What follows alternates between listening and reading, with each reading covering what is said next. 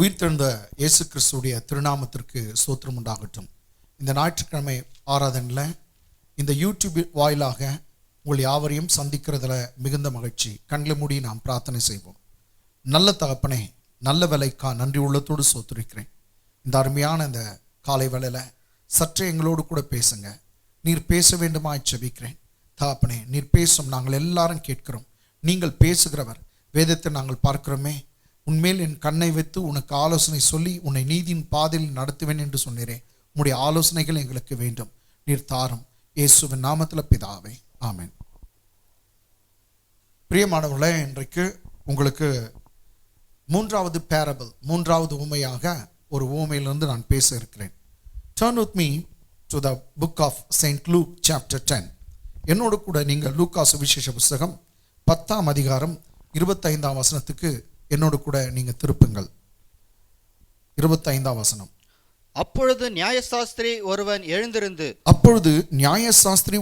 எழுந்திருந்து அவரை சோதிக்கும்படி போதகரே நித்திய ஜீவனை சுதந்தரித்துக் கொள்ளும்படி நான் என்ன செய்ய வேண்டும் என்று கேட்டான். அப்பொழுது நியாயசாஸ்திரி ஒருவன் எழுந்திருந்து அவரை சோதிக்கும்படி, போதகரே நித்திய ஜீவனை சுதந்தரித்துக் கொள்ளும்படிக்கு நான் என்ன செய்ய வேண்டும் என்று கேட்டான். இங்கிலீஷ்லயும் படிச்சிடலாம்.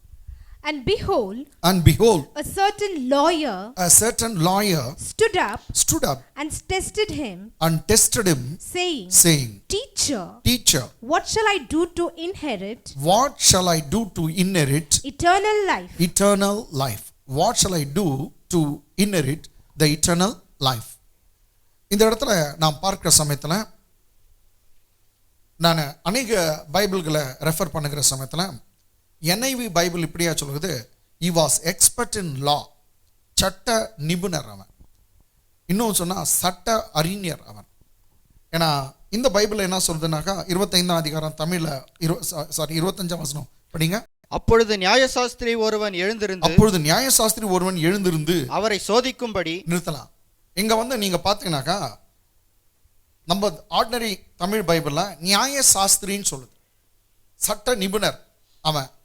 நான் இன்னுமா பார்க்கும்போது கத்தோலிக்க பைபிளை படிக்கும்போது வேத வல்லுனர், இன்னுமா திருச்சட்ட அறிஞர், நியாயசாஸ்திரி, எக்ஸ்பர்ட் இன் லா, இப்படி தான் அவன் சொல்லப்பட்டது.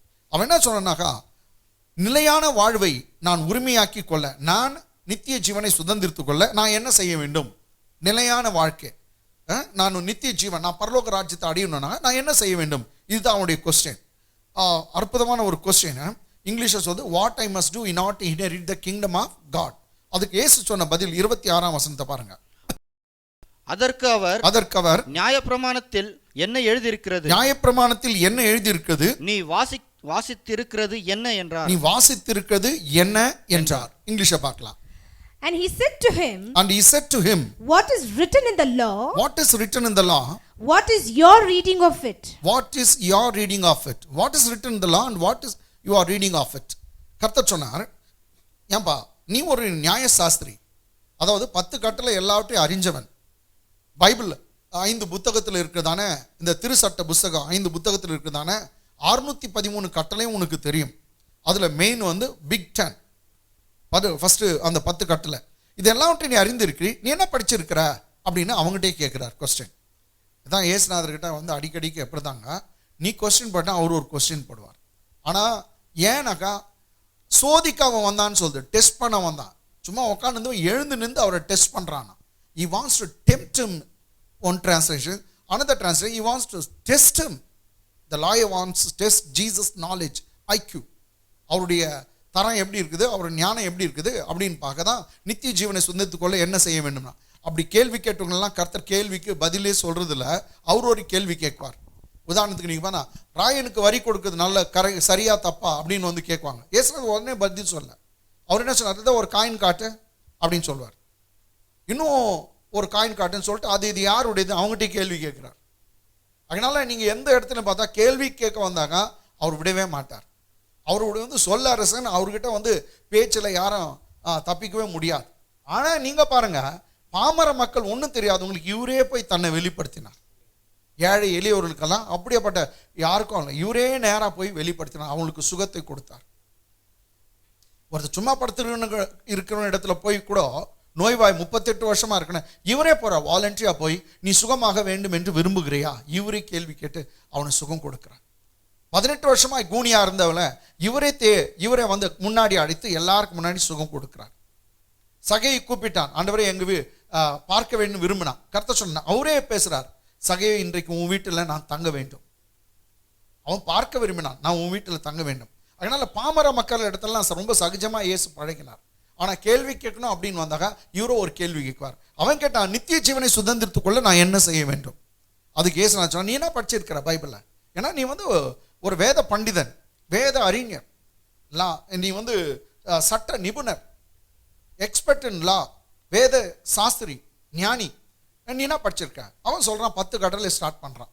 என்ன பாருங்க 27ஆம் வசனம். அவன் பிரதியுத்தரமாக உன் தேவனாகிய கர்த்தரிடத்தில் உன் முழு இருதயத்தோடும் உன் முழு ஆத்மாவோடும் உன் முழு பலத்தோடும் உன் முழு சிந்தையோடும் அன்பு கூர்ந்து உன்னிடத்தில் அன்பு கூறுவது போல பிறனிடத்திலும் அன்பு கூறுவாயாக என்று எழுதியிருக்கிறது என்றான்.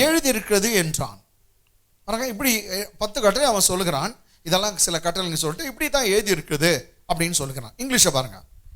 So he answered and said, so this expert in law, this lawyer began to answer to Jesus saying, you shall love the Lord your God, you shall love the Lord your God with all your heart, with all your heart, with all your soul, with all your soul, with all your strength, with all your strength, and with all your mind, with all your mind, and your neighbor as yourself. As you love yourself, you have to love your neighbor.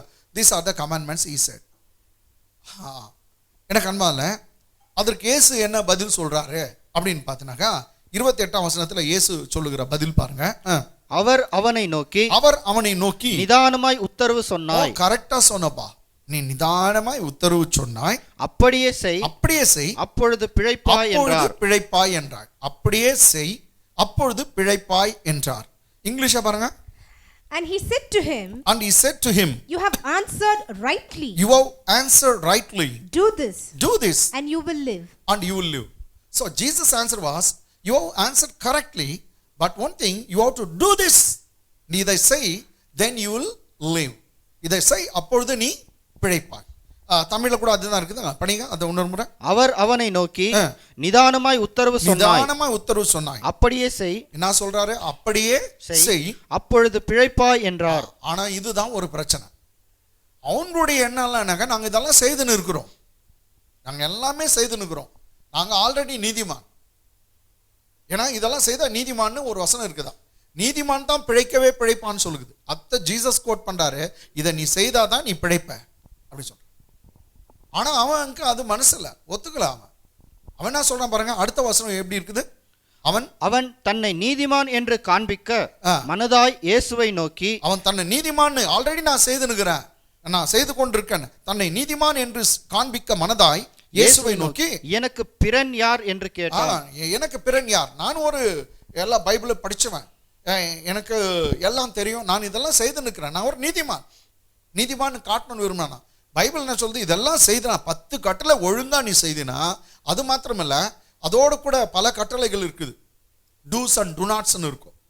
ஏன்னா பைபிளில் நீங்கள் பார்த்தீங்கன்னாக்கா date போட்டுக்காத, அதை பச்சை குத்திக்காத, சாஸ்திரக்காரன்ட்ட கையை நீட்டாத, நாள் பார்க்காத, குழி ஏதாவது பள்ளம் நீ தோண்டி வச்சா சாயங்காலத்தில் அதை மூடி வைக்க வேண்டும். கர்த்தர் வந்து இப்படியெல்லாம் சொல்லுவார். எத்தனையோ கட்டளை. இன்னொருத்தனுடைய ஆடு விழுந்துருச்சா தான் அது கீழே, அதை வந்து நீ தூக்கி விட வேண்டும் அப்படின்னு சொல்வார். அது காணாத போச்சுன்னா நீ வந்து உங்கள் வீட்டில் பத்திரமா எடுத்து பிடிச்சி வை, அதை வரும்போது அவனுக்கு கொடுக்க வேண்டும்.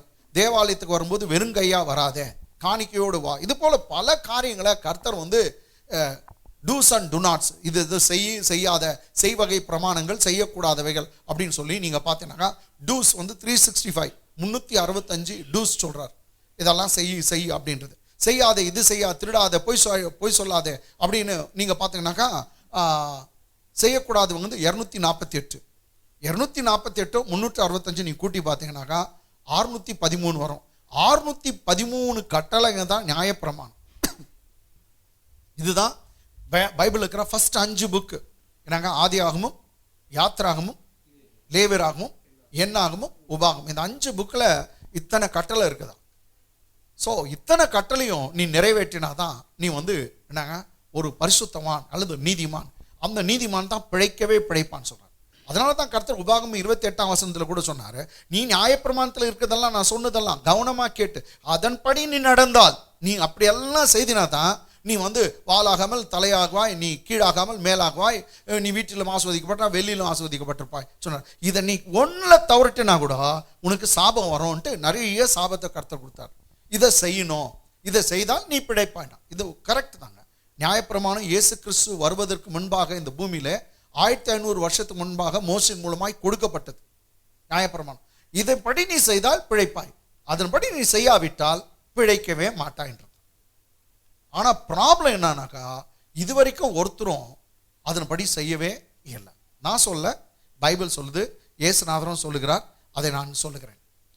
அவனுடைய எண்ணம் என்னன்னாக்கா, நான் என்ன செய்யணும், what deeds I must do in order to inherit the kingdom of God. நான் என்ன நற்கிரியை செய்யணும், தர்மம் பண்ணணுமா, இல்லை இது செய்யணுமா, அது செய்யணுமா, இது செய்தால் எனக்கு நித்திய ஜீவன் கிடைக்குமா? நோ, இயேசு கிறிஸ்து இதெல்லாம் செய்கிறதுனால உனக்கு நித்திய ஜீவன் கிடைக்கும்னு சொல்லுவேன். நித்திய ஜீவன் எப்படி இருக்குது, நமக்கு எப்படி இருக்கு கொஞ்சம் பார்க்கலாங்க. ஏன்னா இந்த 10 கட்டளை ஒருவனும் செய்ய முடியாது, அதை நான் பின்னாடி பேசுறேன். என்ன செய்தால் நமக்கு நித்திய ஜீவன் நீங்க பாருங்க. சரிங்க, ஒரு நித்திய ஜீவன் எப்படி வரும்? யோவான் சுவிசேஷம், Gospel of John, 3rd chapter. Gospel of John, 3rd chapter, 15 and 16. 15 and 16. 15, 16. தன்னை விசுவாசிக்கிறவன் எவனோ அவன் கெட்டு போகாமல் நித்திய ஜீவனை அடையும்படிக்கு உயர்த்தப்பட வேண்டும். அவர் உயர்த்தப்பட வேண்டும். மீண்டும் இன்னொரு முறை, தன்னை விசுவாசிக்கிறவன் எவனோ அவன் கெட்டு போகாமல் நித்திய ஜீவனை அடையும்படிக்கு உயர்த்தப்பட வேண்டும். அவர் உயர்த்தப்பட வேண்டும். இங்கிலீஷை பார்க்கலாம். That whoever believes in him should not perish but have eternal life. Whoever believes should not perish but have eternal life. This is not John 3:16 but John 3:15. கேட்டாங்களா? 3:15. தன்னை விசுவாசிக்கிற இயேசுநாதர் நிக்கதேமு கிட்ட பேசுகிறார். நிக்கதேமு கிட்ட பேசும்போது, தன்னை விசுவாசிக்கிற எவனோ அவன் கெட்டு போக மாட்டான், அவன் நரகத்துக்கு போக மாட்டான், அவன் கெட்டு அழிந்து போக மாட்டான், அவன் தன் பாவத்திலே இருக்க மாட்டான், இல்லாட்டி நரகத்துக்கு போக மாட்டான். கெட்டு போகாமல் நித்திய ஜீவனை அடையும்படிக்கு அவர் உயர்த்தப்பட வேண்டும். யார் உயர்த்தப்பட வேண்டும்? இயேசு கிறிஸ்து. அப்ப இயேசு கிறிஸ்து மனிதனா இந்த பூமியில பிதாவாகிய தேவன் தன் குமாரனை அனுப்பி வைத்தார். அந்த குமாரனாகிய இயேசு கிறிஸ்து உனக்காக எனக்காக சிலுவையில உயர்த்தப்பட வேண்டும். அந்த உயர்த்தப்பட்ட இயேசு, சிலுவையில அறியப்பட்ட இயேசுவை நீ விசுவாசித்தனா உனக்கு நித்திய ஜீவன் சொல்றார். இது 15ஆம் வசனம். எந்த இயேசுவை? எல்லாம் இயேசுவை விசுவாசிக்கிறாங்க. இன்னைக்கு அநேக முகமதியருங்க இயேசுடைய மரணத்தை விசுவாசிக்கிறது. அநேகர் இல்லை ஒத்துக்க மாட்டேன்ட்டு அவங்க விசுவாசிக்கிறதில்லை. ஆனால் கிறிஸ்தவர்கள் சொல்லக்கூடிய கடவுளுடைய உண்மையான கடவுளுடைய பிள்ளைங்க யாருங்க? இந்த பைபிளில் இருக்கிறது எல்லாவற்றையும் விசுவாசிக்கணும். நீங்க நானும் எப்படிப்பட்டவர்கள்? இன்றைக்கு இயேசு கிறிஸ்துடைய மரணத்தை விசுவாசிக்கிறோம், அவருடைய அடக்கத்தை விசுவாசிக்கிறோம், அவர் உயிரோடு 3ஆம் நாள் உயிரோடு எழுந்தார் என்பதை விசுவாசிக்கிறோம். அதுக்கு மேல இன்னைக்கு பிதாவுடைய வலது பார்சத்துல ரைட் ஹேண்ட் சைட்ல அவர் உனக்காக எனக்காக பரிந்து பேசிக் கொண்டிருக்கார் என்ற புதிய ஏற்பாடு ஊழியம் ஆசாரி ஊழியம் செய்து கொண்டிருக்கார் என்பதை விசுவாசிக்கிறோம். இதற்கு மேல இன்னும் விசுவாசிக்கிறோம், மீண்டும் இயேசு கிறிஸ்து வரப்போகிறார் என்பதை விசுவாசிக்கிறோம். 1000 வருட அரசாட்சி இந்த பூமியில செய்ய போகிறார். அதன் பிற்பாடு நல்லோருக்கும் பொல்லாருக்கும் அவர் நியாய தீர்ப்பு தரப்போகிறார் என்பதை நாம் விசுவாசிக்கிறோம். சாதாரணமானதல்ல விசுவாசம். அப்போ அநேகர் இயேசு நல்ல மனுஷன், அவர் எவ்வளவு நல்ல மனுஷன், ஆனா அவர் உனக்கு தான் மரிச்சாருன்ட்டு அவங்களுக்கு தெரியவும் இல்லை, அவங்க விசுவாசிக்கிறதே இல்லை. அவருடைய ரத்தம் பாவத்தை மன்னிக்கும். ஒரு சிலர் கேட்கிறாங்க, எதுக்கு அவர் ரத்தம் சிந்தணும்? எனக்கு அவங்களுக்கு தெரியுதில்லை. எனக்கு அன்பானவர்களே, நீங்க பார்த்தீங்கன்னாக்கா நீ நானும் அவருடைய ரத்தத்தை விசுவாசிக்கிறோம். அவருடைய ரத்தம் சகல பாவங்களையும் கழுவி சுத்திகரிக்கும். பைபிள பாருங்க, விசுவாசனால தான் நீ என்னுடைய பாவம் மன்னிக்கப்படுதுன்னு கூட சொல்லு. ஏதோ அறிக்கையினால மாத்திரம் இல்லை, விசுவாசத்தினால. அவரை விசுவாசிக்கும் போது தான் என்னுடைய பாவங்கள் மன்னிக்கப்படுகிறது. அப்போ இந்த இடத்துல நீ நான் பார்க்கிற சமயத்துல நித்திய ஜீவன் எப்படி வரும்? Eternal life. How can we receive the eternal life? தன்னை விசுவாசிக்கிறவன் எவனோ அவன் கெட்டு போகாமல் நித்திய ஜீவனை அடையும்படிக்கு உயர்த்தப்பட வேண்டும். சிலுவையில உயர்த்தப்பட வேண்டும். எப்படி சர்ப்பமானது வனாந்தரத்துல மோசையினால் எப்படி ஒரு கம்பத்துல அது ஒரு போல்ல ஒரு மரப்பலைகளை உயர்த்தப்பட்டதோ அதே போல மனுஷகுமாரன் மரத்திலே உயர்த்தப்படுவார், தொங்குவார். அவரை விசுவாசிக்கிறவன் எவனோ அவன் ரட்சிக்கப்படுவான், அவனுக்கு நித்திய ஜீவன் உண்டு. இது 15ஆம் வசனம். 16ஆம் வசனம் பாருங்க. தேவன் தம்முடைய ஒரே பேரான குமாரனை விசுவாசிக்கிறவன் தேவன் தம்முடைய ஒரே பேரான குமாரனை விசுவாசிக்கிறவன் எவனோ அவன் கெட்டு போகாமல் நித்திய ஜீவனை அடையும்படிக்கு அவரை தந்தருளி இவ்வளவாய் உலகத்தில் அன்பு கூர்ந்தார். English படிச்சலாம். For God so loved the world that he gave his only begotten son that whoever believes in him should not perish but have everlasting life. This is a very familiar verse to all the Christians. For God so loved the world that he gave his only begotten son, whoever believes in him should not perish but have everlasting life. தேவன் தம்முடைய ஒரே பேரான குமாரனை விசுவாசிக்கிறவனோ அவன் கெட்டு போகாமல் நித்திய ஜீவனை அடையும்படிக்கு அவரை தந்தருளி இவ்வளவாய் உலகத்தில் அன்பு கூர்ந்தார். ஒரு பாஸ்டர் சொன்னார், எல்லா 1000 வசனங்களை நீ மகப் பண்றதை காட்டிலும் பயாட் பண்றதை காட்டிலும் இந்த வசனம் உனக்கு தெரியட்டும்னு சொன்னார். இங்க பாருங்க, கடவுள் அவருடைய ஒரு பார்ட் அவர் செய்திருக்கார். தேவன் தான் சொந்த குமாரனையே கொடுத்தாராம். எந்த பெத்த அப்பாவும் பெத்த அம்மாவும் தான் பிள்ளைங்களை மாத்திரம் கொடுக்க முடியாது. ஆனா கர்த்தர் தான் சொந்த குமாரனை ஒரே பேரான குமாரனே உனக்காக எனக்காக கொடுத்தார். தந்தருளி இவ்வளவாய் உலகத்தின் மேல் அன்பு கூர்ந்தார். அவர் பார்ட் அவர் செய்துட்டார். For God so loved the world. In what way he loved the world? Bible says by giving his only begotten son, Jesus Christ. He sent forth his only son, Jesus Christ, into this world in order to give his life for our sake. தன்னுடைய ஜீவனை உனக்காக எனக்காக கொடுக்கும்படி தன் குமாரனை கொடுத்தார். பிதாவாகுது. அவர் part முடிஞ்சிச்சு. அதுல நம்முடைய பார்ட் ஒன்று இருக்குது. அவரை விசுவாசிக்கிறவன் எவனோ, whosoever believes in him should not perish but have everlasting life. அவரை விசுவாசிக்கிறவன் எவனோ அவன் கெட்டு போக மாட்டான், அவன் நரகத்துக்கு போக மாட்டான், நித்திய ஜீவனை அடைவான். தேவன் அவருடைய பங்கை கரெக்ட் அவருடைய பார்ட்டை செய்துட்டார். இன்னைக்கு மனுஷனுடைய ஒரு பார்ட் இருக்குது. அவர் அனுப்பி வைத்த ஒரே பேரான குமாரனாகிய இயேசு கிறிஸ்துவை நீ நானும் விசுவாசிக்க வேண்டும். அவரை விசுவாசித்தான் உனக்கு எனக்கு நித்திய ஜீவன் உண்டு. ஸோ 1/2 வசனமா 15 சரி 3:15 3:16 யோவான் சுவிசேஷத்துல 2 வசனம் சொல்லுது.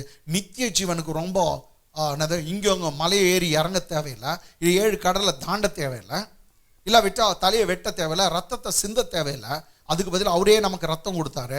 நீ ரத்தம் கொடுத்த உனக்காக ரத்தம் சிந்தின தேவகுமாரனாகிய இயேசு கிறிஸ்துவை நீ விசுவாசித்தாவே போதும், உனக்கு நித்திய ஜீவன் உண்டு. எவ்வளவு சிம்பிள் பாருங்க. நான் பல இடத்துல பாஸ்டர்ஸுங்க ஃபெலோஷிப்புங்கள பாஸ்டர்ஸுங்கிட்ட பேசும்போது கர்த்தர் எனக்கு அந்த அருள் கொடுக்கும்போது அவங்ககிட்ட கூட கேட்டிருக்கேன். எத்தனையோ சபைகளை பேசும்போது எல்லாம் தப்பான பதில்கள் தான் சொல்லுவாங்க. நான் கேட்கறது, நீங்க நரகத்துக்கு போகக்கூடாது, நீங்க நித்திய ஜீவன் அடையணும்னா நீங்க என்ன செய்யணும்? உடனே ஒருத்தர் சொல்வார் ஞானசானம் எடுக்கணும், இன்னொருத்தர் சொல்வார் நீ ஜெபம் பண்ணதான் போவ, இல்லை ஒருத்தர் சொல்லுவாங்க பரிசுத்தமாக வாழணும். எல்லாம் உண்மைதான், நான் இல்லைன்னு சொல்ல. முக்கியமே மறந்துட்டுருக்குறாங்க. இதுக்கு எல்லாத்துக்கும் மூல காரணம் என்னக்கா, இயேசு கிறிஸ்துவை நீ நானும் விசுவாசிக்கணும், அவ்வளவுதாங்க. இயேசுவை நீ விசுவாசித்தா உன் பாவெல்லாம் மன்னிக்கப்படுது. அவன் விசுவாசிக்கிற இயேசு எனக்காக ரத்தம் சிந்தினான்னா அவன் கோடி பாவம் இருக்கட்டாங்க. இயேசுவின் ரத்தம் சகல பாவங்களையும் கழுவி நம்மை சுத்திகரிக்கும். The blood of Jesus cleanses from all sins. When the blood of Jesus takes away all your sins, how much sins will be left behind? Nothing. Zero. You are a holy man. You are a righteous. You are the righteousness of God in Christ Jesus. அதனால நீ ஒரு பரிசுத்தவான், நீதிமான். இயேசுவின் ரத்தம் எல்லா பாவத்தையும் எடுத்து விட்டா மீதி பாவம் எத்தனை இருக்கும்? 0. அவன் விசுவாசிக்க வேண்டும். சோ இந்த யோவான் சுவிசேஷத்துல 2 வசனத்தை காமிச்சேன். 3வது வசனம் அதே சுவிசேஷம் 3ஆம் அதிகாரம் கடைசி வசனம். Gospel book of John 3rd chapter verse last verse 36th verse. குமாரனிடத்தில் விசுவாசமா இருக்கிறவன் நித்திய ஜீவனை உடையவனாய் இருக்கிறான். Praise God. குமாரனிடத்தில் விசுவாசமா இருக்கிறவன் நித்திய ஜீவனை உடையவனா இருக்கான். பாருங்க, இங்க ஃபர்ஸ்ட் லைனே சொல்லுச்சு, குமாரனிடத்தில் விசுவாசமா இருக்கிறவன் நித்திய ஜீவனை உடையவனா இருக்கிறான். குமாரனை விசுவாசியாதவனோ, எவன் குமாரனாகிய இயேசு கிறிஸ்துவை விசுவாசிக்கவில்லையோ ஜீவனை காண்பதில்லை. அவனுக்கு நித்திய ஜீவன்ல சாதாரண ஜீவனை கூட அவன் பார்க்க மாட்டான். அவன் ஜீவனை காண்பதில்லை. தேவனுடைய கோபம் அவன் மேல் நிலை நிற்கும் என்றான். அவன் என்னன்னா கிரியை செய்யட்டும், எவனா செய்யட்டும், இயேசுவை விசுவாசிக்காத நீயும் நானும் அந்த பிதாவாகிய தேவனிடத்துல, என் பரம்பொரு இடத்துல நீ நானும் போகவே முடியாது. அதற்காக தான் இயேசு சொன்னார், நானே வழி, நானே சத்தியம், நானே ஜீவன், என்னை அல்லாமல் ஒருவனும் பிதாவிடத்தில் வரவே முடியாது என்று சொன்னார். இங்கிலீஷ்ல பார்க்கலாம். He who believes in the Son, he who believes in the Son, that is Jesus, he who believes in the Son has everlasting life. Has everlasting life. HAS. Once again, ma. He who believes in the Son, He who believes in the Son has everlasting life. What is the thing that we have to be done? Only thing is, we need to put our faith in Jesus. We need to believe in Him. அவரை விசுவாசிக்க வேண்டும். பைபிள்ல சொல்லுது, பாருங்க இங்கிலீஷ்ல பாருங்க first line. He who believes in the Son, he who believes in the Son has everlasting life. Has everlasting life. அவங்களுக்கு நித்திய ஜீவன் உண்டு. இயேசு கிறிஸ்துவை விசுவாசிக்கணும், நித்திய ஜீவன் உண்டு. And he who does not believe the Son, and he who does not believe the Son shall not see life. Shall not see even ordinary life. Bible says, he is not talking about eternal life here. He who doesn't believe in Jesus will not see even ordinary life. But the wrath of God, abides on him. Wrath of God, the fury of God, the anger of God abides on him. அவன் மேல தேவ கோபாக்கினை, யார் இயேசு கிறிஸ்துவை விசுவாசிக்கலையோ அவன் மேல தேவனுடைய கோபாக்கினை இருக்கிறது என்று சொல்லப்படுது. அதனால எனக்கு அன்பார்ந்தவர்களே, இயேசு கிறிஸ்துவை நீ நானும் விசுவாசிக்க வேண்டும். இதுதான் பெரிய ஒரு காரியம். இதே கேள்வியை யோவான் சுவிசேஷம் 6ஆம் அதிகாரம் எடுப்பேங்க. யோவான் சுவிசேஷம் 6ஆம் அதிகாரத்தில் நீங்கள் பார்த்தீங்கன்னாக்கா, இயேசுநாதர் 5000 புருஷர்களை அவர் 5 அப்போ 2 மீன் கொண்டு போஷித்தார். போஷித்தோடனே சாப்பாடு எல்லாம் சாப்பிட்டாங்க, மிச்சம் இருந்துச்சான். அங்கே ஒரு 20,000 பீப்புளுக்கு மேலே இருந்தாங்க. ஏன்னா புருஷங்க மாத்திரம் 5000 பேர், அவங்க ஒய்ஃபுங்க ஒரு 5000 பேர்.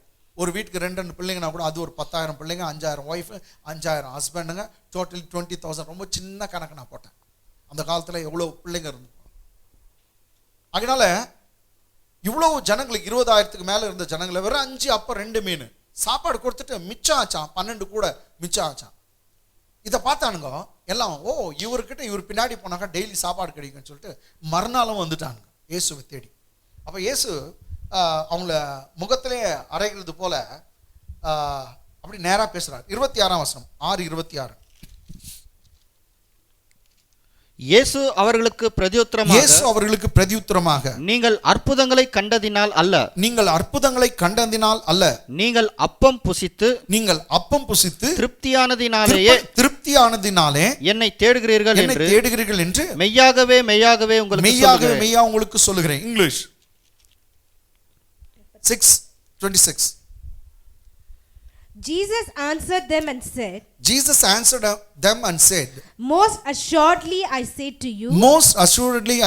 to you, you seek me not because you saw the signs, but because you ate of the loaves and were filled. Because you ate of the loaves and were filled, not because you have seen the signs.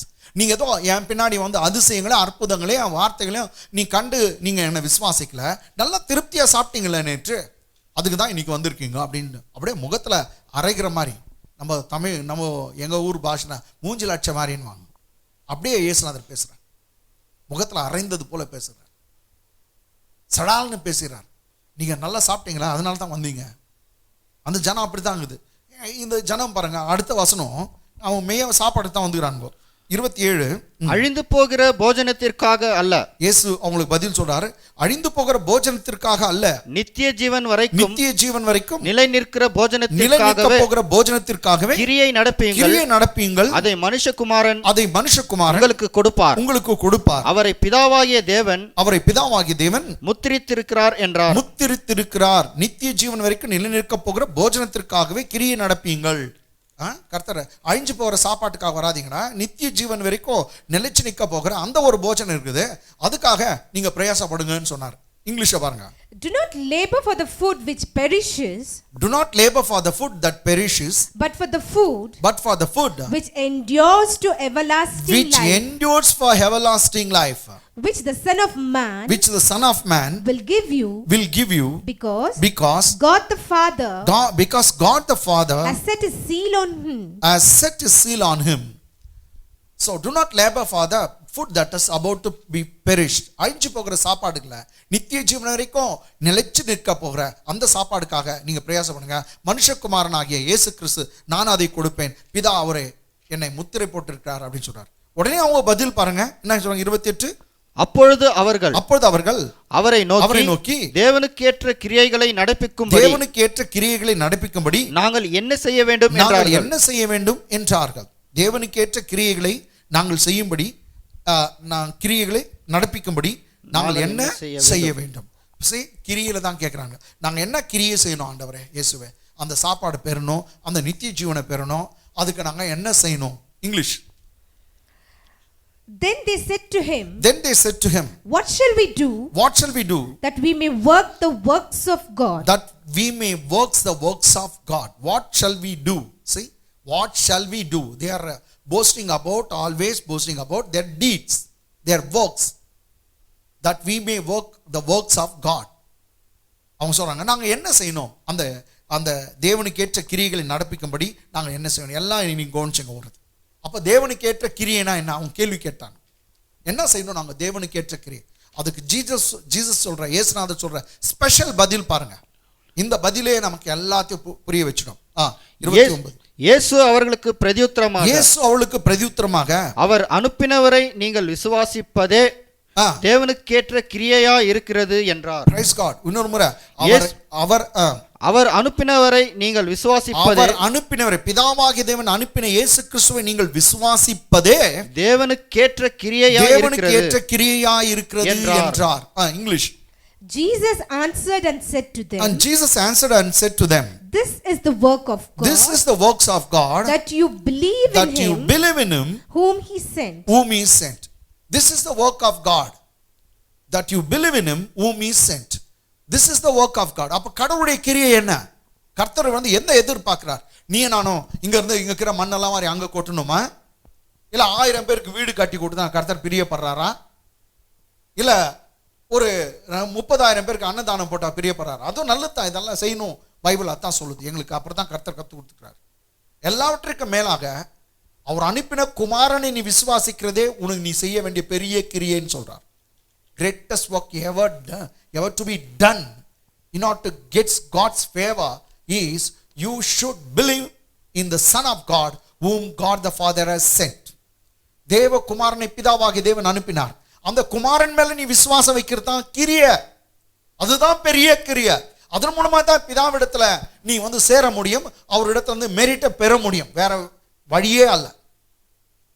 So இத்தனை வசனங்கள் நான் உன் காமிச்சேன். நித்திய ஜீவனை நீ சுதந்திரத்துக் கொள்ள வேண்டும் என்றால் நீ நானும் செய்ய வேண்டிய ஒரு பெரிய வேலை என்னங்க, அவர் அனுப்பி வைத்த குமாரனை விசுவாசி. இதுதான் ஜீசஸ் எக்ஸ்பெக்ட் பண்றது. ஆனா அவன் லாயர், அவன் நியாய சாஸ்திரி. அவன் இப்படி கேட்டான், நான் நித்திய ஜீவனை சுதந்திரத்துக் கொள்ள என்ன செய்ய வேண்டும்? இயேசு வர எங்கடா நீங்க போய் இது செய் அது செய்ன்னு சொல்ல, அவர் செய்ய சொன்னதே என்ன விசுவாசி, உனக்கு நித்திய ஜீவன் கிடைக்கும்னு சொன்னார். ஏன் அப்ப 10 கட்டளை மூலமா உனக்கு எனக்கும் நித்திய ஜீவன் கிடையாது? நிச்சயமா கிடைக்கும். அதே தான் இயேசு நான் சொன்னார், நீ செய், நீ பிழைக்கவே நீ பிழைப்பான்னு சொன்னார். அந்த 10 கட்டளை நீ ஒழுங்கா செய்தினா நீ பிழைப்ப. ஆனா ப்ராப்ளம் என்னன்னாக்கா, இயேசு கிறிஸ்துவுக்கே தெரியும், தேவனுக்கே தெரியும், பைபிள்ல அநேக இடத்துல சொல்லுது, இந்த 10 கட்டளை ஒருவனும் ஒழுங்கா செய்யவே முடியாது. இதுதான் பிரச்சனை. ஆனா அவன் என்னன்றான், நான் என்ன செய்யணும்? இன்னொருத்த ஒரு பையன் வந்துட்டு சொல்லுவா, அவனும் ரொம்ப நல்ல பையன், பெரிய பணக்காரன், வேத பண்டிதர், ஒரு பரிசெயன், அவன் வாலிபன்.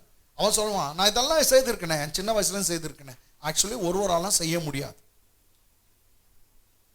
செய்தாதான் அவன் நீதிமான். முதல் நான் செய்தாதான் நீதிமான்றதை காமிச்சிட்டு ஒருவராலும் செய்ய முடியாது என்பதையும் நான் காண்பிக்க போகிறேன். கொஞ்சம் பொறுமையா நீங்க கவனிங்க.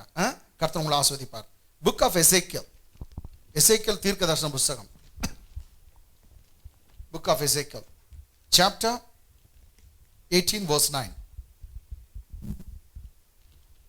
எசேக்கியல் 18ஆம் அதிகாரம் 9ஆம் வசனம். என் கட்டளைகளின்படி நடந்து என் நியாயங்களை கைக்கொண்டு உண்மையா இருப்பானாகில் அவனே நீதிமான். இன்னொரு முறை படிங்க. என் கட்டளைகளின்படி நடந்து என் கட்டளைகளின் 10 கட்டளையின்படி நடந்து என் நியாயங்களை கைக்கொண்டு, இன்னும் எக்ஸ்ட்ரா இருக்கு பா, டூஸ் அண்ட் டு நாட்ஸ், அந்த நியாயங்களின்படி நீ கைக்கொண்டு உண்மையா இருப்பானாகில், அதுலயும் நீ உண்மையா இருப்பானாகில் அவனே நீதிமான், அவனே நீதிமான், அவன் பிழைக்கவே பிழைப்பான் என்று சொல்றார். நீதிமான் தான் பிழைப்பான். அதனாலதான் அவர் சொன்னாரு, இதெல்லாம் செய் நீ பிழைப்பாய்ன்னு சொன்னார். அவன் தான் பிழைப்பான். இங்கிலீஷை பாருங்க. If he has walked in my statutes, if anyone walks in my statutes, and kept my judgments faithfully, and kept my judgment faithfully. So he who walks in my statutes, that means 10 commandments and all the judgments, do's and do nots. Okay. He is just. If anyone keeps all these things, he is just. Then he shall surely live. Then he shall surely live. So only just shall live. Says the Lord. Says God. The Lord of God. Okay. One who performs all these things, one who obeys all the 10 commandments, all these statutes and judgments, and if he obeys everything, that guy is said to be the just or righteous. He will live, Bible says, not others. அதனால தான் இயேசுநாதர் சொன்னாரு, இதெல்லாம் ஒழுங்கா நீ செய்தனா நீ நீதிமான், நீ பிழைக்கவே பிழைப்பாய்னு என்னது எசேக்கியேல் புத்தகம் 18:9 சொல்லுகிறது. அதனால தான் அவங்ககிட்ட சொன்னார். நியாயப்பிரமாணம் என்னப்பா சொல்லுது? 10 கட்டளை அவன் சொன்னான், இதெல்லாம் செய் நீ பிழைப்ப. இங்க இருக்கிற வசனம் பிழைப்பான், நீயும் பிழைப்ப. ஆனா அவனுக்கு என்னன்னா, நான் இதெல்லாம் செய்து நிற்கிறேனே. அதான் கீழே அடுத்த வசனமே சொல்லுது, அந்த நியாயப்பிரமாண அந்த நியாய சாஸ்திரி அவன் என்ன தன்னை நீதிமான்னு காட்ட விரும்பினான். நான் இதெல்லாம் செய்து கொண்டிருக்கேன். அதுக்கு இன்னொரு இது சொன்னா, நான் எவ்வளோ ஹை லெவலில் இருக்கிறேன், என் பரிசுத்தம் எவ்வளோ ஹை லெவலில் இருக்குது, எனக்கு பிறன் யார் அப்படின்னு அவன் கேட்குறான். ஸோ அதுக்கு முன்னாடி நியாயப்பிரமாணத்தினால ஒருத்தர் நீதிமான் ஆக முடியாது என்ற வசனத்தை நான் உங்களுக்கு காண்பிக்க வைக்கிறேன். ஜஸ்ட் நீங்க கவனிங்க. ஏன்னா 10 கட்டளை யாரும் செய்ய முடியாது. உதாரணத்துக்கு நான் சொல்றேங்க, உன் தேவனாகிய கர்த்தரை முழு இருதயத்தோடும் முழு ஆத்மாவோடும் முழு சிந்தையோடும் அவரிடத்தில் அன்பு கூறுவாயாக, முழு பலத்தோடும் அன்பு கூறுவாயாக அப்படிங்கிறது ஃபர்ஸ்ட் கட்டளை. Love the Lord thy God with all your heart, with all your soul, with all your mind, with all your might, with all your strength. You should love the God. Have any one of us ever obeyed this first commandment? நீயும் நானும் யாராவது முழு பலத்தை கடவுளுக்கு கொடுத்துருக்கிறோமா? முழு இருதயத்தை கொடுத்துருக்கோமா? அநேகர் பாய் ஃப்ரெண்டுக்கும் girl ஃப்ரெண்டுக்கும் cinema நடிகருக்கும் ஆக்டர்ஸ்க்கும் ஒரு சமயம் இப்படி கூட இருக்கலாம், நாங்கள் முழு இருதயத்தை கடவுள் கொடுத்துருக்கோம். முழு சித்தை யாராலாம் கொடுக்க முடியுதா? No, I got faith. நான் பாஸ்டர் தான், ப்ரேயர் பண்ணி கொண்டிருக்கும் போதே சிந்தை எங்கெங்கயோ ஓடுது. முழு சிந்தை முழு பலத்தை கொடுத்துருக்கோமா கடவுளுக்கு? நான் எல்லா இடத்துலும் போய் கேட்டு பார்த்தேன். நான் பிரசங்கம் பண்ண இடத்துலலாம் ஒருத்தரும் நான் கொடுக்க முடியலன்னு தான் சொன்னாங்க. இது முடியாது. எல்லாமே ஃபர்ஸ்ட் கட்டளை ஃபெயில், செகண்ட் கட்டளை அப்படி வச்சுக்கோ. ரெண்டாவது ஒரு வரிசையான சொல்ல ஒன்று சொல்றாங்க, போய் சொல்லாது இருப்பாயாக. Do not lie, do not bear false witness against your brethren. அதனால போய் சொல்லாத என்றதான். போய் சொல்லாது இருப்பாங்க. இன்னைக்கு ஒரு சின்ன பிள்ளை கூட 10,000 போய் சொல்லிட்டு, 5 வயசு குழந்தை 10 வயசு ஆகிறதுக்குள்ளேயே ஒரு 50,000 போய் சொல்லிடுது. இன்னும் நீங்க பார்த்தீங்கன்னாக்கா ஒரு 5th ஸ்டாண்டர்டு அப்படி படிக்கிறதுக்குள்ள 1 லட்சம் போய் ஆகிடும். டீச்சர்கிட்ட போய், பிரின்சிபல்கிட்ட போய், ஃப்ரெண்ட்ஸுக்கிட்ட போய், எல்லாமே போய் தான்.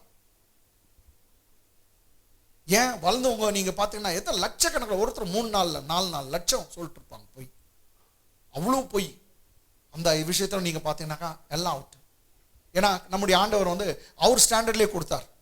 1 லட்சம் போய் சொன்னா பரவாயில்லப்பா ரிச்சர்ட் அப்படின்னு சொல்ல, 2 லட்சம் போய் சொன்னா பரவாயில்லன்னு சொல்ல. பொய்யே சொல்லாத. நான் போய் சொல்றதுல என் பிள்ளை நீயும் போய் சொல்லக்கூடாது. ஒரு 100 முறை திருட்டா பரவாயில்லப்பான்னு சொல்ல. திருடாது இருப்பாயாக. எரேசர் எடுத்தது, ரப்பர் எடுத்தது, பென்சில் எடுத்தது, நெல்லிக்காய் திருநது, கொய்யாக்காய் திருநது, மாங்காய் திருநது, தேங்காய் திருநது, எல்லாமே தப்பு தான். அதனால இந்த 10 கமாண்ட்மெண்ட்ஸ்ல நான் 3 கட்டளை சொன்னேன். 3ல எல்லாம் அவுட்டு தான். 4வது ஒன்று சொல்றேங்களா, உன் ஆயுசு நாட்கள் நீடித்திருக்கும்படி உன் தாயின் தகப்பனையும் கனம் பண்ணுவாயாக. Obey your parents that your life days may be prolonged. உன் ஆயுசு நாட்கள் நீடித்திருக்குன்னா உன் தாயின் தகப்பனுக்கு கீழ்ப்படினார். ஒன்று சொல்றேன், நான் வாலிபனா இருக்கும்போது நம்ம வீட்டில் எல்லாமே நம்ம வாலிபனா இருக்கும்போது வெளியே ஏதோ ஒரு தப்பு பண்ணோம்னா யாரை ஏமாத்திட்டு போயிருக்கோம்? நம்மளுடைய பேரண்ட்ஸ் தான் இங்க போறோமா அங்க போறோமா இதுக்கு தான் வந்துடுறேன் அப்படின்னு சொல்லுவோம். ஆனா எங்கேயோ போறது, படிக்க போறேன் இங்க போறேன் என் லெக்சருக்கு பார்க்க போறேன் அப்படின்னு சொல்லுவோம். ஆனா அங்க போயில்ல, வேற எங்கேயோ போறது. நம்ம பேரண்ட்ஸ் தான் ஏமாத்தி போயிருக்கோம். நீங்க 10 கட்டளை எதனா நீங்க செய்திருக்கேன்னு எனக்கு சொல்லுங்க. இச்சியாதிருப்பாயாக. பவுலே சொல்றார், நான் எல்லாத்தையும் தப்பிச்சேன் அதுல மாட்டிக்கினேன்னு சொல்றார். இச்சியாதிருப்பாயாக. அதனால இந்த 10 கமாண்ட்மெண்ட்ஸை ஒரு ஆளும் செய்ய முடியாது. இதை மனுஷனால செய்ய முடியாதுன்றதுக்காக தான் பைபிள் சொல்லுது தேவகுமாரனாக இயேசு கிறிஸ்து ரட்சகரா வந்தார். இல்லாட்டி 10 கட்டளையை உன்னை என்னை காப்பாத்தி இருக்கணும்னாக்கா இயேசு கிறிஸ்து வர அவசியமே இல்லை. நியாயப்பிரமாணமே உன்னை என்னையும் ரட்சித்து நித்திய ஜீவனை கொடுத்திருக்குன்னா இயேசு கிறிஸ்து வந்து எதுக்கு மறிக்க வேண்டும்? எதுக்கு அவர் ரத்தத்தை சிந்த வேண்டும்? 10 கட்டளை உன்னை என்னையும் குற்றவாளின்னு தான் காட்டுது. நீ பாவம் செய்தவன், நீ பொய் சொல்லாத நான் சொன்னேன், நீ பொய் சொல்லிட்ட. திருடாதன்னு சொன்ன, நீ திருட்ட. விபச்சாரம் செய்யாதன்னு சொன்ன, நீ விபச்சாரம் செய்துட்ட. தாய் தாப்பனை கனம் பண்ணுன்னு சொன்ன, நீ கனம் பண்ணல அப்படின்னு எல்லாத்தையும் குற்றப்படுத்த தான் வருது. அப்போ 10 கட்டளை நீ நானும் கீழ்ப்படிய முடியாது. பைபிளே சொல்லுது, ஒரே ஒருத்தர் தான் அந்த 10 கற்பனையும் மனுஷனா வந்து கீழ்ப்படிந்தாருனாக்கா ஆண்டவராக இயேசு கிறிஸ்து தான். இன்னும் சொல்றேங்க, இயேசு கிறிஸ்து சரி, புதிய ஏற்பாட்டிலும் பழைய ஏற்பாட்டிலும் தேவனுடைய இருதயத்துக்கு ஏற்ற ஒரு மனுஷன் ஒருத்தன் பெயர் பெற்றான், தாவீது. There is a man in the Old Testament by name King David. He was after God's own heart. God very much delighted him. கடவுள் அவனை ரொம்ப நேசித்தார். He loved him like anything else. Even he too loved him. அவனும் கடவுளை ரொம்ப நேசித்தான். அவன் 10 கட்டளை எவ்வளவு கீழ்ப்படிஞ்சிருக்கான்னு நீங்க யோசிச்சு பாருங்க. பிறர் மனைவி இச்சியாதிருப்பாயாக. ஊரியான்ற ஒரு ஒய்ஃப், அவனுடைய மனுஷன் இருந்தான், அவனுடைய ஒய்ஃப் மேல இவன் ஆசைப்பட்டான். விபச்சாரம் செய்யாதிருப்பாயாக, அவளை வர சொல்லி விபச்சாரம் பண்ணிட்டான். பொய் சாட்சி சொல்லாதிருப்பாய், பொய் சொல்லாத அத மூடி மறைச்சிட்டான், பொய் சொல்லிட்டான். கொலை செய்யாதிருப்பாயாக. நீங்க பாத்தீங்கன்னா அந்த பெண்ணை அடையணுன்றதுக்காக கடைசியில் அந்த அந்த அவங்க அந்த பெண்ணுடைய ஹஸ்பண்டை கொலை பண்ணிடுறான். இவனா பண்ணல, தந்திரமா செய்து விட்டான், மூடி மறைச்சிட்டான். இன்னும் நீங்க எத்தனை இவ்வளோ பெரிய பரிசுத்தமான அவரா 10 கட்டளை, நான் இப்போ 4 கட்டளை போயிடுச்சுன்னு சொன்னேன், ஒன்று 5 கூட எனக்கு அன்பான்ல. அதனால ஏன்னா நான் எந்த பரிசுத்தவான்களும் யாரும் சரி இதை செய்ய முடியாது, செய்ய முடியாத ஒரு விஷயத்தை, ஏன்னா இது அவருடைய ஸ்டாண்டர்ட்ல இருக்குது. அதான் சொன்னேன், 1 லட்சம் போய் சொன்னா பரவாயில்லண்ணா, நான் சொல்லுவேன் அப்பா பரவாயில்ல, இன்னும் எந்த அவ்வளோ ஆகல அப்படின்னு சொல்லி நான் தபாய்க்கலாம். பொய்யே சொல்லாதனாக என்ன பண்றதுங்க? நான் சின்னதுலேருந்து எத்தனை போய் டீச்சர்கிட்ட போய் ஃப்ரெண்ட்ஸ் கிட்ட போய் ஹோம் ஒர்க் பண்ணேன்னா அப்பதான் என்னன்னோ சொல்லிட்டு இருக்கேன் எங்க டீச்சர்கிட்ட. ஜுரமே இருந்துக்காது, நேத்தெல்லாம் ஜுரம் டீச்சர். அதனால யாராலும் இது ஒன்றும் பண்ண முடியாது. சரி பாஸ்டர் நீங்களா பேசுறீங்களா? நானா பேசல. நியாயப்பிரமாணத்துடைய கிரியை அந்த 10 கட்டளையும் சரி, அந்த மற்ற இதுவும் ஒரு மனுஷனால செய்ய முடியாதுன்ற வசனத்தை நான் உங்களுக்கு காண்பிக்கிறேன். கமான் என்னோடு கூட நீங்க புக் ஆஃப் ரோமன்ஸ், ரோமருக்கு நிருபம் 3:20. ரோமர் 3:20.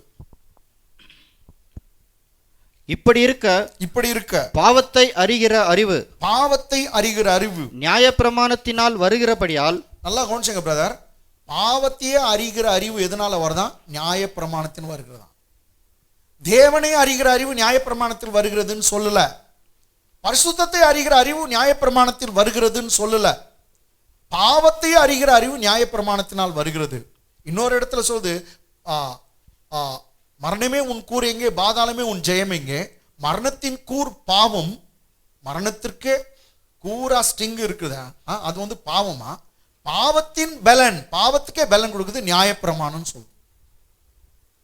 அந்த 10 கற்பனை தான் ஸ்ட்ரென்த்தே கொடுக்குதான் பாவத்துக்கு. எனக்கு என்ன நான் சொல்ல பைபிள்ல எல்லாத்தையும் இது வந்து 1 கொரிந்தியர் 15 அதிகாரம் 56, 57, 55, 56, 57 நீங்க படிச்சு பாருங்க. பாவத்தின் பலன் நியாயப்பிரமாணம் தான் முடியுது. அதனால இன்னொரு முறை படிங்க.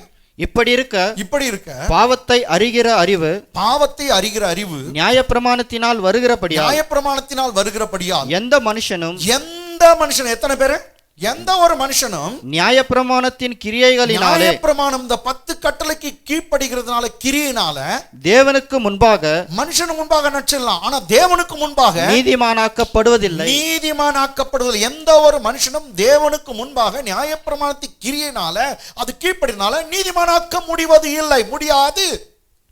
சரி, இங்கிலீஷ் பைபிள் நான் தப்பா சொல்ல பார்க்கலாம். Therefore, by the deeds of the law, by the deeds of the law, by the works of the law, by the obedience to the law, no flesh will be justified. Yes, Bible says by the deeds of the law, no flesh will be justified, not even one. No flesh will be justified in his sight. In his sight, for by the law, for by the law is the knowledge of the knowledge of sin. For by the law is the knowledge of sin. Bible doesn't say by the law is the knowledge of God or knowledge of holiness. No, by the law is the knowledge of sin. பாவத்தை அறிகிற அறிவே நியாயப்பிரமாணத்தினால தான் வருதான். அதனால எந்த ஒரு மனுஷனும் நியாயப்பிரமாணத்தின் கிரியையினால நீதிமானாக்கப்படுவதில்லை. நியாயப்பிரமாணம் ஒருத்தனை பரிசுத்தமாக்க முடியாது. உதாரணத்துக்கு சொன்ன தாவீது ஏன் நியாயப்பிரமாணத்தை கொடுத்த மோசேவே கர்த்தருக்கு தப்பு பண்ணிட்டான். அதனால நான் என்ன சொல்றேன்னாங்க, யாரும் எந்த ஒரு மனுஷனும் நியாயப்பிரமாண கிரியினால் நீதிமானாக்கப்படுவதில்லையா. நான் சொல்லல, பைபிள் சொல்லுகிறது. கேட்டீங்களா? பைபிள் எது சொன்னாலும் அத்தை ஒத்துக்கிறவன் தான் கிறிஸ்தவன், உண்மையான தேவனுடைய பிள்ளை. சரிங்க, இப்போ ஒரு வசனத்தை நான் காமிச்சேன். நெக்ஸ்ட் புக் ஆஃப் கலேஷியன்ஸ், கலாத்தியருக்கு நிருபம்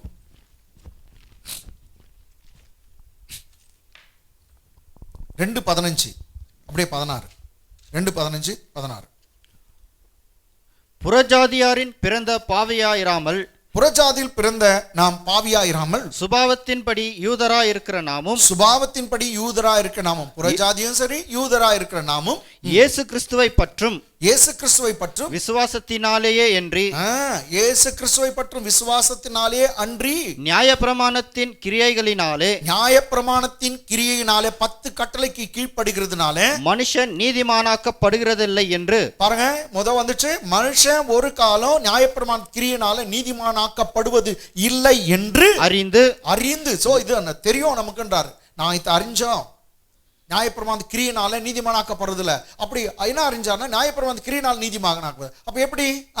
நியாயப்பிரமாணத்தின் கிரியைகளினால் அல்ல, கிறிஸ்துவை பற்றும் விசுவாசத்தினாலே நீதிமான்களாக்கப்படும்படி. நியாயப்பிரமாணத்தின் கிரியையினால் அல்ல, கிறிஸ்துவை பற்றும் விசுவாசத்தினாலே, கிறிஸ்துவை பற்றும் விசுவாசத்தினாலே நீதிமான்களாக்கப்பட்டு கிறிஸ்து இயேசுவின் மேல் விசுவாசிகளானோம். இங்கிலீஷ் பாருங்க. We who are Jews by nature, and not sinners of the Gentiles, are not the sinners of the Gentiles, knowing that, see, we are being Jews, not the Gentiles.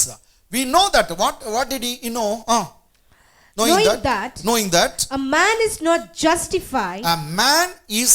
justified by the works of the law. So a man is not declared righteous or justified by the works of the law. Again, Bible says, by the works of the law, no flesh will be justified.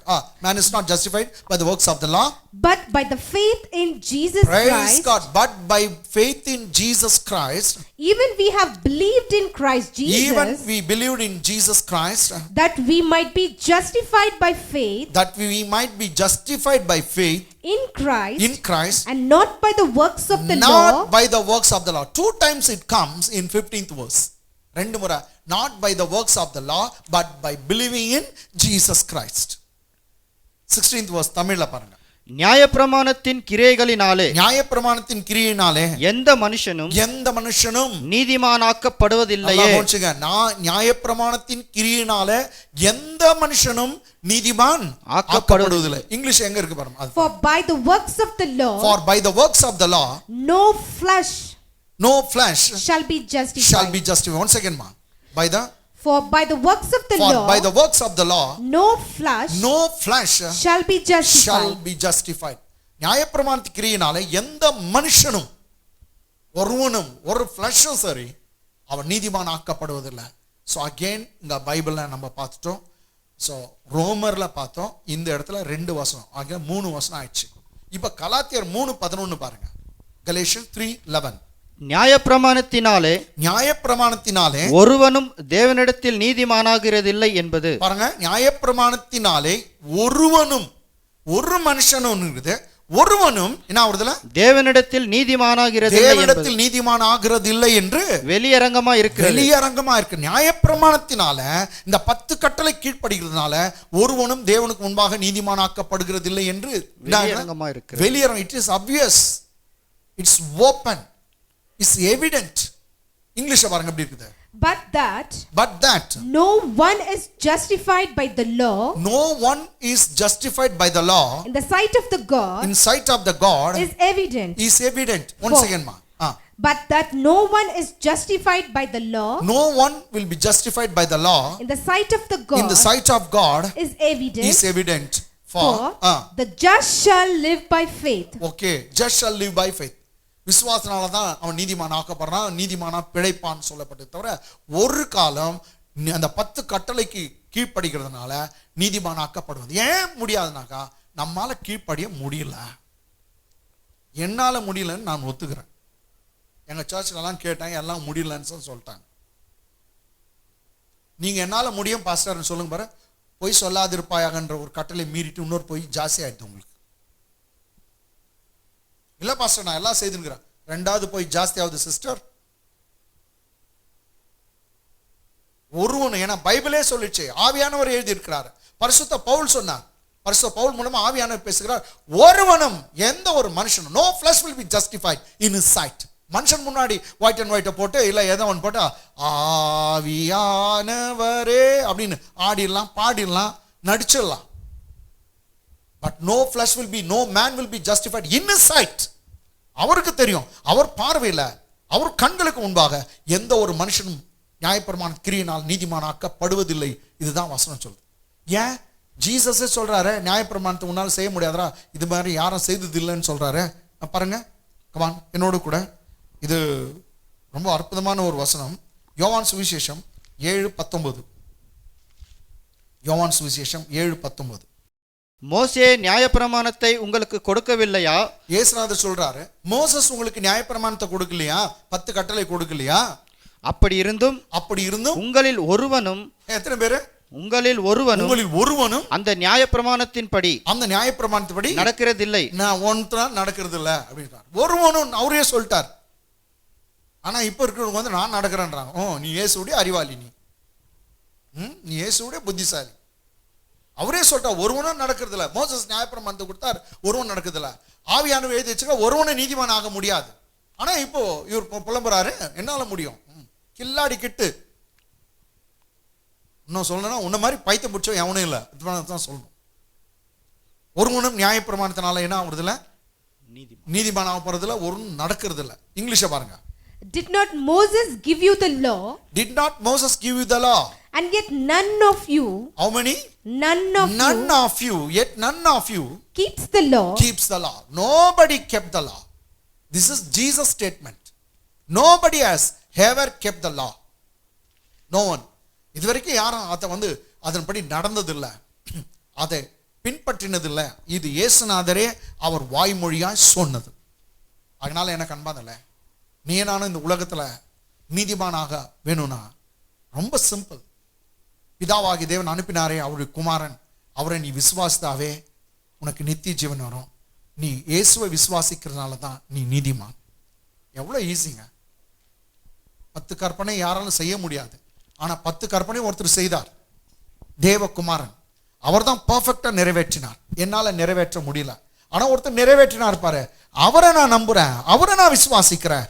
அவரை விசுவாசிக்கிறதுனால அவருடைய நீதியெல்லாம் எனக்கு தரப்படுதான். அதனால நான் நீதிமான். ஏன் நீதினால் அல்ல, 10 கற்பனை ஒழுங்கா ஒருத்தர் செய்து நீதியை சம்பாதித்தார் பாரு, அவருடைய நீதியை எனக்கு தரார். அவரை நான் விசுவாசிக்கிறதுனால அந்த நீதினால தான் நீ நானும் நீதிமான். So okay, back to pavilion. திரும்ப அந்த கதைக்கு நம்ம போகலாம். லூக்கா சுவிசேஷம் 10ஆம் அதிகாரம். இவ்வளோ நேரம் அந்த கதையை தான் பார்த்தோம், ரைட்டுங்களா? இப்போ அந்த நியாயப்பிரமாணக்காரன் நியாயசாஸ்திரி கிட்ட கர்த்தராகிய இயேசு கிறிஸ்து பேசுகிறார். 29 அவன் தன்னை நீதிமான் என்று காண்பிக்க மனதாய் இயேசுவை நோக்கி எனக்கு பிறன் யார் என்று கேட்டான். எனக்கு பிறன் யார்? அதாவது ஜீசஸ் சொல்றாரு, உன்னையே நேசிக்கிறது போல பிறனையும் நேசி, அப்பதான் நீ பிழைக்குவ அப்படின்னு சொன்னார். இந்த ஒரு 10 கட்டளை ஒரு கட்டளை ஆண்டவர் சொல்றார். உன்னையே நேசிக்கிறது போல பிறனை நேசி. அதுக்கு அவன் கேட்குறான், யார் என் நேபர், யார் எனக்கு பிறன், என்னை காட்டு நல்லவன் யாருன்னா இருக்கிறானா? அவன் இந்த பைபிள் சொல்லுது தன் நீதிமான்னு காட்டுறதுக்காக இப்படி சொன்னானா? அப்போ ஜீசஸ் ஒரு ஸ்டோரி சொல்வார். இப்போ இங்கிலீஷ் 29th verse பாருமா. But he, wanting to justify himself, that lawyer wanted to justify himself, said to Jesus, and who is my neighbor? Who is my neighbor that I should love him? For I am just, I am righteous, I am so holy man. Who is my neighbor that I should love him that as I love myself? நான் என்னை நேசிக்கிறது போல அவனை நேசிக்க எனக்கு தகுந்த மாதிரி யார் இருக்கிறான் அப்படின்னு அவன் கேட்குறான். அதுக்கு இயேசுநாதர் ஒரு சூப்பர் கதை சொல்றாரு. இன்னைக்கு இந்த வாரம் இது முடியாது, அடுத்த வாரத்துக்கும் நான் எடுக்கிறேங்க. இந்த கதையை ஸ்டார்ட் பண்ணலாம். ஓகே. இயேசு பிரதியுத்தரமாக ஒரு மனுஷன் எருசலேமிலிருந்து எரிகோவுக்கு போகையில், எரிகோ என்ற பட்டணத்துக்கு போகையில் கல்லர் கையில் அகப்பட்டான். அவர்கள் அவன் வஸ்திரங்களை உரிந்து கொண்டு அவனை காயப்படுத்தி குற்றுயிராக விட்டு போனார்கள். ரொம்ப அற்புதமான ஒரு கதை சொல்றாரு இயேசு கிறிஸ்து. இந்த கதையை நாம எக்ஸ்பிளைன் பண்ணலாம், இங்கிலீஷ்ல படிக்கலாம் முதல்ல. Then Jesus answered and said, A certain man went down from Jerusalem to Jericho and fell among the thieves who stripped him of his clothing, and the thieves they stripped him of his clothing, wounded him and departed, leaving him half dead. Amen. ஒரு இயேசுநாதர் ஒரு கதை சொல்றார். எதுக்கு? இவன் தன்னை நீதிமான்னு சொல்றதா, எனக்கு பிறன் யார், என் நேபர் யார், நான் யாரை நேசிக்கணும் அப்படி கேட்டதுக்கு இயேசுநாதர் ஒரு கதை சொல்றாரு. ஒரு சமயமா எருசலேம்ல இருந்து எரிகோன்ற பட்டணத்துக்கு ஒரு மனுஷன் டிராவல் பண்ணியிருந்தான். அவன் வழியில போகும்போது திருடர் கையில மாட்டிக்கொண்டான். He fell among the thieves, Bible says. Even Jesus has said. And what did the thieves done? Bible says they stripped him of all his clothing and wounded him and left him on the floor on the road half dead. அவங்க அடின்னு அடிச்சிருக்காங்க. அவன் மேல இருக்கிற துணியெல்லாம் எடுத்துக்கினாங்களாம். துணியே எடுத்துக்கினானா இருக்க பாக்கெட்ல இருக்கிற பணம் எல்லாம் எடுத்துட்டாங்க. எல்லாம் அவங்ககிட்ட இருந்த பிலாங்கிங்ஸ் எல்லாம் எடுத்துட்டு அவனை அடிச்சு, அது மாத்திரமல்ல எத்தனை திருடருக்கும் தெரியல, எல்லாம் அடிச்சு அவனை குற்றுயிராக, இங்கிலீஷ் வந்து ஆஃப் டெட், அவன் பாதி உயிர் இருந்துச்சான், பாதி உயிர் இல்லை போயிடுச்சு. அப்போ உயிரை எடுத்துருக்கிறாங்க. அப்படியாப்பட்ட ஆஃப் டெட் அப்படிதான் சொல்லுது. அவ்வளோ பயங்கரமா அடிச்சிருக்கிறாங்க. அவனால எழுந்து கொள்ள முடியாது, நடக்க முடியாது, அவ்வளோ கையும் காலம் அடி, ஆஃப் டெட்.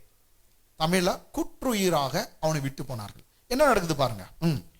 அப்பொழுது தற்செயலாய் ஒரு ஆசாரியன் அந்த வழியே வந்து, 31ஆம் வசனம், அப்பொழுது தற்செயலாய் ஒரு ஆசாரியன் அந்த வழியே வந்து அவனை கண்டு, யாரை கீழே விழுந்துட்டு இருக்கிறான், அவன் அடிப்பட்டவன், அந்த வழிப்போக்கன், அவன் கீழே விழுந்திருக்கதை அந்த ஆசாரியன் கண்டு பக்கமாய் விலகி போயிட்டானா. அவனை கண்டுக்கவே இல்லை, அப்படியே பார்த்துக்கிட்டு இப்படி ஓடிட்டானா. இங்கிலீஷ பாருங்க. Now by chance, a certain priest came down that road, and when he saw him, he passed by on the other side. He saw him, the priest saw him, and he passed by other side.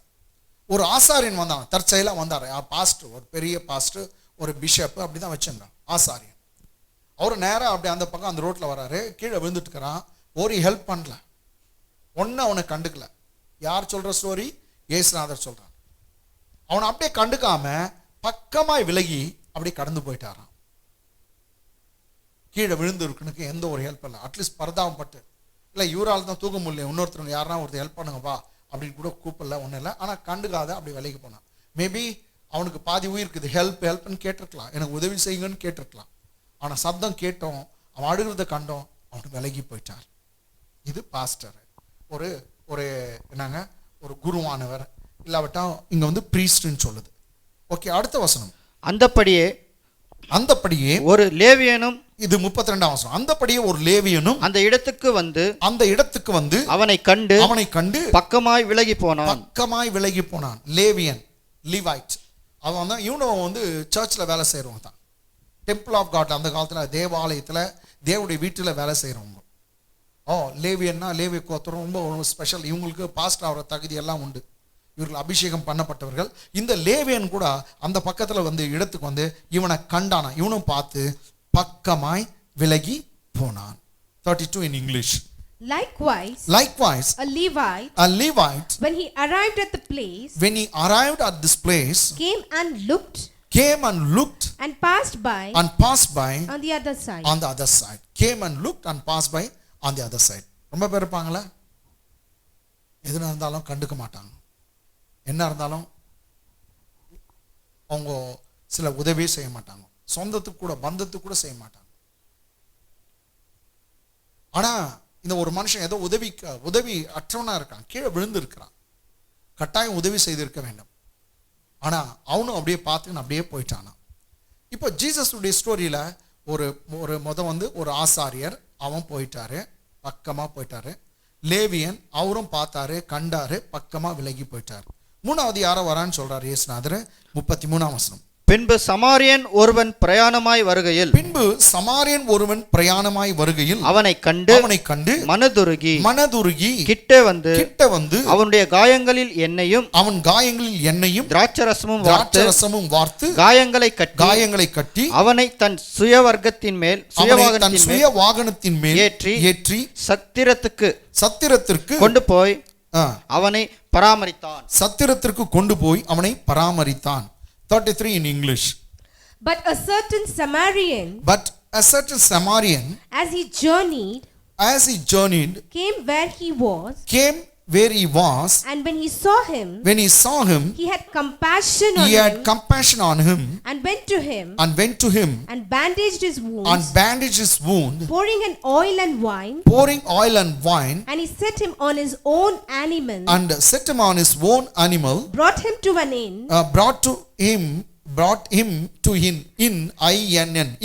and took care of him. Amen. பின்பு சமாரியன் ஒருவன் பிரயாணமாய் வருகையில் அவனை கண்டு மனதுருகினான். Third person Jesus ஸ்டோரியில a Samaritan. தமிழ்ல சமாரியன் சொல்லுது. Samaritan man. He belongs to a country called Samaria. That is one of the neglected nation or city among the Jews. யூதர்கள் மதிக்காத தள்ளி வச்ச ஒரு பட்டணம் இல்ல தள்ளி வைத்த ஒரு நகரம், ஒரு தேசம் சொன்னா சமாரியா இன்னைக்கு இருக்கு. அவங்க என்னன்னாங்க மிக்சட் ரேஸ், கலப்பினர்கள். இன்னும் சொன்னா கேஸ்ட்ல ரொம்ப லோ கேஸ்ட் பீப்புள். சமாரியர்னா இவங்க மதிக்கவே மாட்டாங்க யூதர்கள். அப்படிப்பட்ட ஒரு சமாரியன் அந்த வழியா வரான். அவன் எங்கேயோ போய் கொண்டிருக்குவேன். இந்த யூதன் ஒருத்தன் கீழே விழுந்து இருக்கிறான். அவனை பார்த்துட்டு அவன் தான் வந்து ஹெல்ப் பண்றான். இயேசுநாதருடைய ஸ்டோரியில என்ன ஹெல்ப் பண்ணானாக்கா 33 மீண்டும் தமிழ்ல. பின்பு சமாரியன் ஒருவன் பிரயாணமாய் வருகையில் அவனை கண்டு மனதுருகி கிட்ட வந்து மனதுருகி. சோ இங்கிலீஷ் எப்படி இருக்கு பாருங்க. But a certain Samaritan, as he journeyed, came where he was, and when he saw him, he had compassion on him. So he saw him, he had compassion on him. அவனை கண்டு மனதுருகி. இதெல்லாம் நீங்க பார்த்தனா இந்த கண்டு மனதுருகி அதெல்லாம் வந்து அடுத்த வாரம் நான் பேசுறேங்க. ஏன்னா இந்த வாரம் டைம் இல்லை. ஏன்னா அடுத்த வாரத்துக்கு நான் பேசுகிறேன். கிட்ட வந்து அவனுடைய காயங்களில் எண்ணெயும் திராட்சரசத்தையும் வார்த்து. இங்கிலீஷ் படிங்க. And he went to him and bandaged his wound, pouring oil and wine. pouring in oil and wine. எல்லாம் நீங்க பாருங்க, ஒரு ஹாஸ்பிட்டல் என்னென்ன செய்யணுமோ எல்லாம் நடக்குது. அவன் கிட்ட வந்தான், அவன் மனதுருகினானா. இதுதான் டாக்டர்ஸ்க்கு நர்சஸ்க்கெல்லாம் இன்னைக்கு இருக்கணும். அவங்களுக்கு வந்து they should have a compassionate mind. Otherwise they cannot work among the sick people. ஏழை எளியவங்க கிட்ட நோயாளிங்க கிட்ட டாக்டர் நர்சஸ் எல்லாம் வேலை செய்ய முடியாது. யார் அந்த கம்பேஷன் இருக்குதோ அவங்க தான் அதெல்லாம் செய்ய முடியும். மனுஷ உயிரை காப்பாற்றணுன்ட்டு அவங்க உயிரை கொடுத்து செய்கிறாங்க. Praise God for doctors and nurses and medical department. இன்னைக்கு உயிரே கொடுத்து அநேகரை காப்பாற்றி கொண்டிருக்காங்க. நான் கர்த்தரை ஸ்தோத்திரிக்கிறேன். ஏன்னா இது அந்த குட் சமாரிட்டன் கிட்ட நம்ம பார்க்குறோம். பைபிளில் பாருங்க, ஒரு ஹாஸ்பிட்டல் என்ன சொன்னான், அவன் கிட்ட வந்தானா அவனுடைய காயங்கள் எல்லாம் எண்ணெய் பூசி திராட்சை ரசம் வார்த்து காயங்களை கட்டான். He bandaged his wound, Bible says. Before that he poured oil and also wine.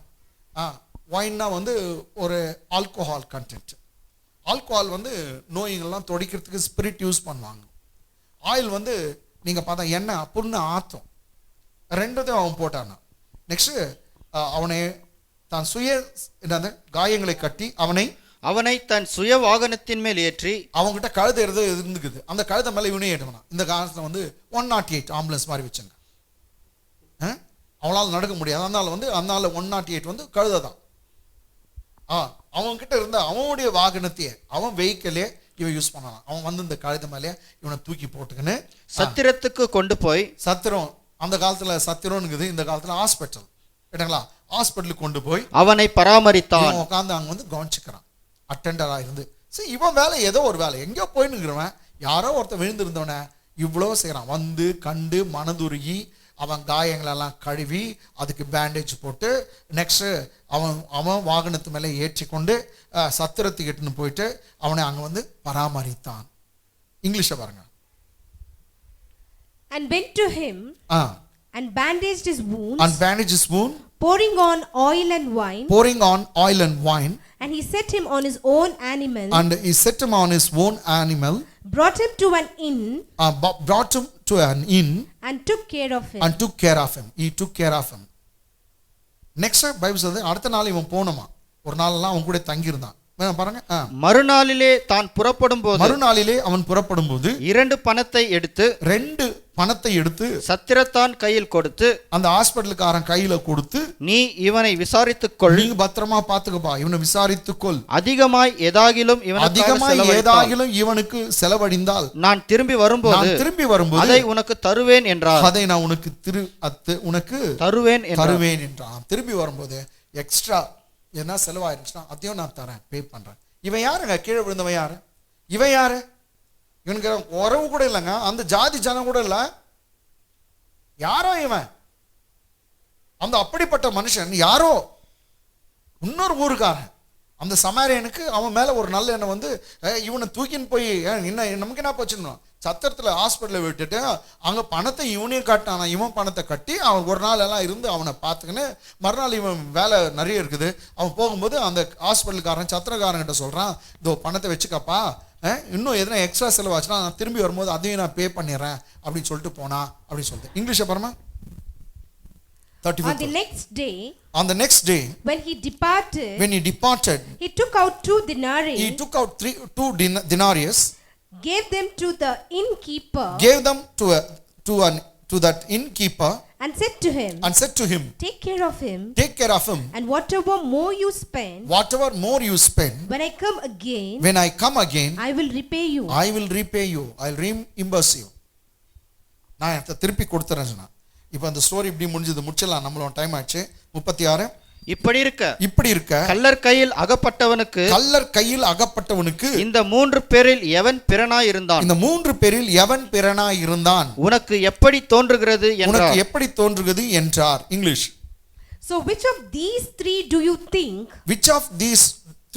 you think was neighbor to him who fell among the thieves? Amen. இந்த 3 பேர் யார் அவனுக்கு நெய்பர் பிறனா இருந்தான்? அதுக்கு லாஸ்டா அந்த நியாயசாஸ்திரி பதில் சொல்றான். 37. அதற்கு அவன் அவனுக்கு இரக்கம் செய்தவனே என்றான். அவனுக்கு இரக்கம் செய்தவனே யாரை பத்தி சொல்றானாக்கா?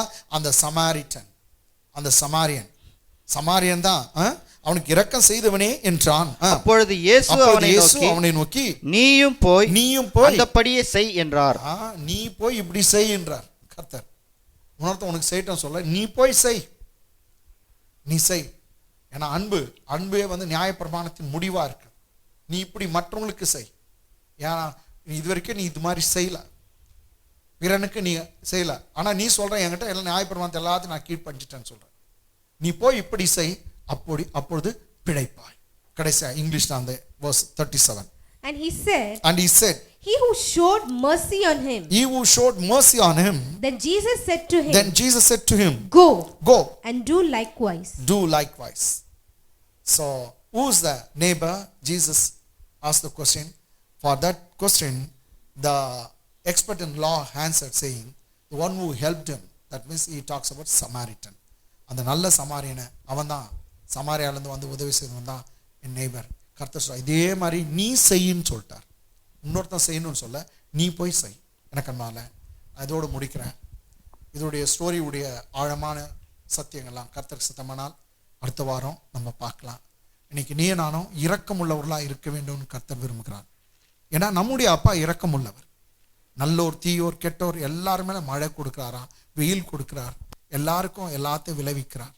அவர் இரக்க குணம் உள்ளவராக இருக்கிறது போல நீ நானும் இரக்கம் உள்ளவர்களாக இருக்க வேண்டும் தான் கர்த்தருடைய வார்த்தை சொல்லுது. இரக்கம் உள்ளவர்கள் இரக்கம் பெறுவார்கள்.